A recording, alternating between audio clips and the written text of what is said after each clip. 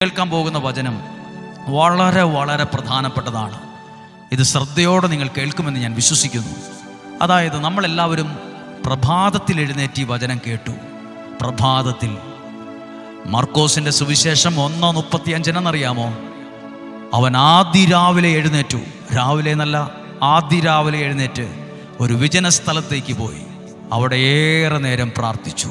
പ്രിയപ്പെട്ടവരെ, നിങ്ങൾക്ക് ആഗ്രഹമുണ്ടോ അസാധ്യമായത് ജീവിതത്തിൽ സംഭവിക്കണമെന്ന്? നിങ്ങൾ ആഗ്രഹിക്കുന്നുണ്ടോ എൻ്റെ ജീവിതം മനോഹരമായി മാറണമെന്ന്?